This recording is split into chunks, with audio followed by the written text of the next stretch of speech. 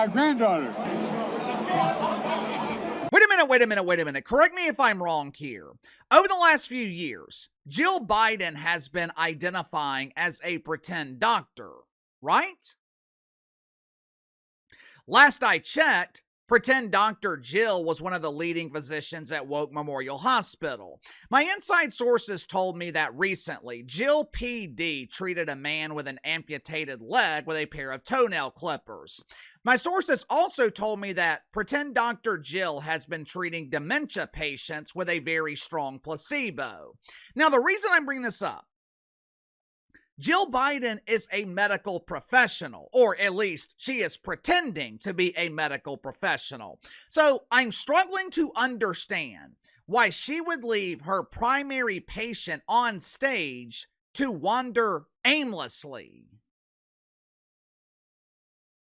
Not only is Jill P.D. the esteemed wife of our former fearless leader Johnny B. Biden, she's also his primary care physician. What kind of doctor leaves their patient on stage to be publicly humiliated? I know we joked around a lot about John Biden when he was actively destroying our country. Hell, someone had to make jokes about Johnny B. The trio of huge embarrassing failures in late night television, they refused to recite the jokes about John Biden that literally wrote themselves. I know we had fun joking around about John Biden, but I really do feel bad for him. Lately, it is rare for John Biden to make a public appearance for obvious reasons. But every time he is seen publicly, John Biden looks like a toddler that is stumbling too close to the pool. You don't want to watch it. It's tough to see because you're just waiting for that inevitable fall. It's abundantly clear at this point, Joe Biden is not healthy. Wasn't he diagnosed with cancer? I seem to remember during his final days in the White House, Joe Biden announcing that he was battling cancer. What the hell ever happened to that? We were given the diagnosis, then we never really heard anything else about it. Anyway, yesterday, the Obama Presidential Center officially opened in Chicago. It was a star-studded event. It was a celebration organized by the Party of the Donkey, and all of the A-list donkey riders were in attendance. Oprah Winfrey, who I'm sure was accompanied by her best friend Steedle. Uncle Casey, I thought Gayle King was Oprah's bestie. Yeah, Gayle was real good to Oprah when she was using Oprah to launch her media career, but once Gayle was consistently nominated for the Huge Embarrassing Failure Awards, I guess Oprah decided to put some distance between herself and embarrassing failure. Bill Clinton, he was there with one of his lady friends, which was surprisingly Hillary. Our good friend here on the channel, Georgie Bush, was there. Our good friend Georgie, he was in attendance looking like a wrinkled raisin. Cackling Cam Harris was invited to provide laughter during the incredibly boring speeches that were given. This event was so special, they even had A-list donkey riders coming in from Hollywood. Steve Colbert was there to represent people who were recently fired. Bruce Springsteen. Brucey! Some dude named John who calls himself a legend. They even invited comedian Tom Hanks to tell jokes since Stevie Colbert clearly isn't qualified. Uncle Casey, Tom Hanks isn't a comedian. Tommy's an actor.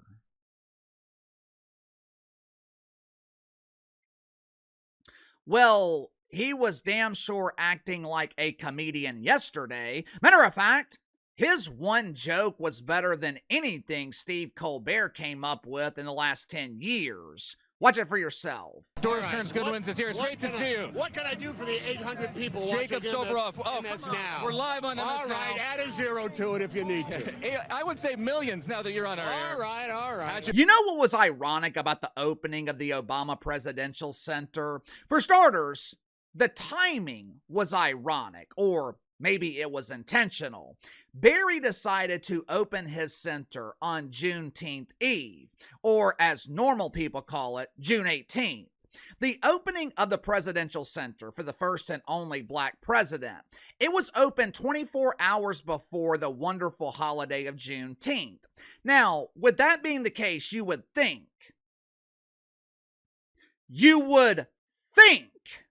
thousands of people that doofus Democrats classify as marginalized would be invited to this monumental event. Unfortunately, people belonging to marginalized groups, they were not invited, and if they were invited, they weren't allowed inside. Why?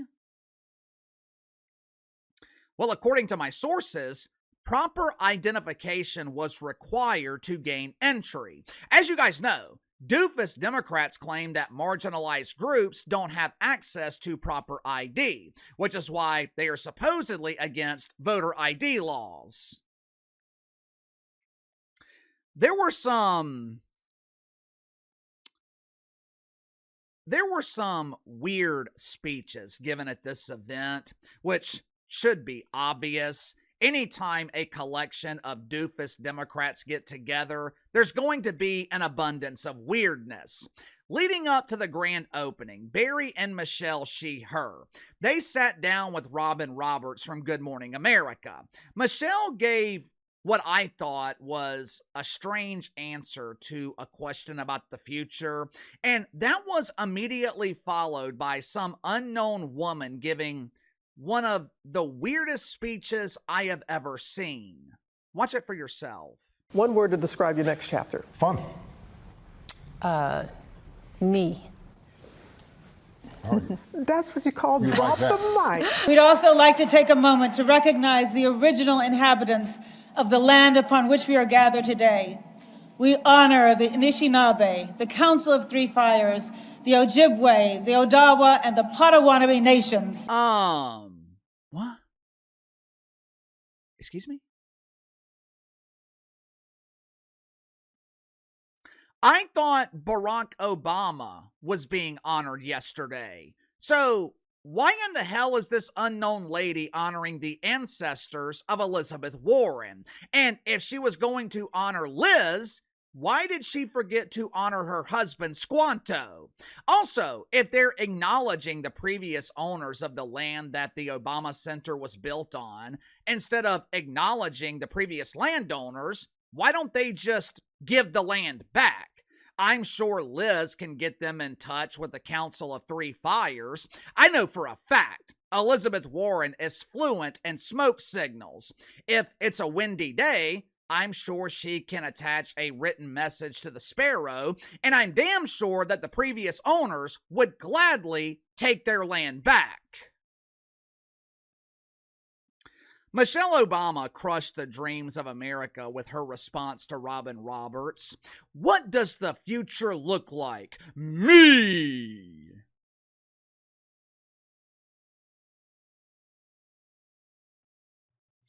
I don't know about you guys, but I was hoping the future would feature less of Michelle Obama.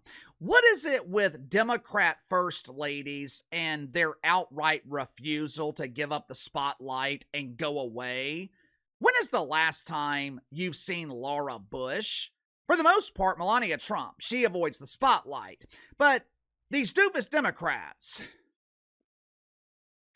it seems like they're constantly fighting for attention. Hillary Clinton has been craving attention since the late 90s, early 2000s. Jill Biden is running around pretending she is qualified to treat the flu. And Michelle Obama, she is hosting some doofus podcast pretending to be Oprah. Poor Barry. He sounds like he's looking forward to enjoying his retirement. I'm sure he's wanting to play golf or a nice game of Guess the Gender. And Michelle, she's finally decided to go to work at 62 years old. Although the mainstream media covered this event, I noticed that the party of the donkeys pretend friends in the media, they were not on stage or even sitting in the front row. I didn't see Keith Olbermann, Keithy Pooh, or his twin, Rachel Maddow. I didn't see that dude from the Young Turks, Dink, Uyghur, Doink, whatever his name is. You know, yesterday I was talking to one of my friends. He's a high-ranking official in the military. He's been serving over in Iran for the last 3 months. Thankfully, he's on his way back home now. But we were talking about the media and their coverage of the war.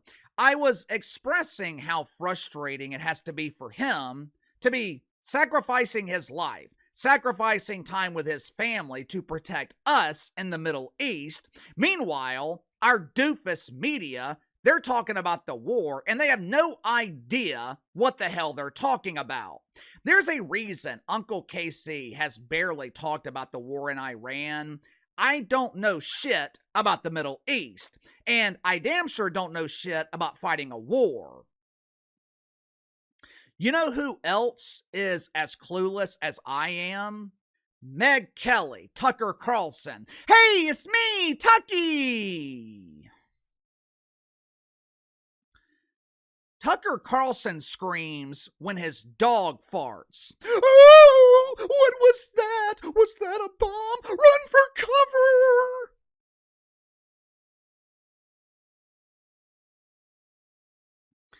I was telling him how frustrating it's got to be to read and see all this garbage in the media. But what he said in response was interesting. He said, the media actually makes their job easier. He said, think of it this way. If your enemy can't hack into your systems and their only source to gauge what you're doing is through the media, and since the media is clueless, they're giving out wrong information, then your enemy is fooled, and a fooled enemy is a weak enemy. I asked him, do you think the media is intentionally being clueless so they can benefit the government, benefit the military, and by extension, benefit the country? Or is the media just stupid and the government uses their stupidity against them? He said, it's the latter. Basically, the media is filled with useful idiots who are being used and they don't even know it. Sound off in the comments below. I'll see you guys tomorrow.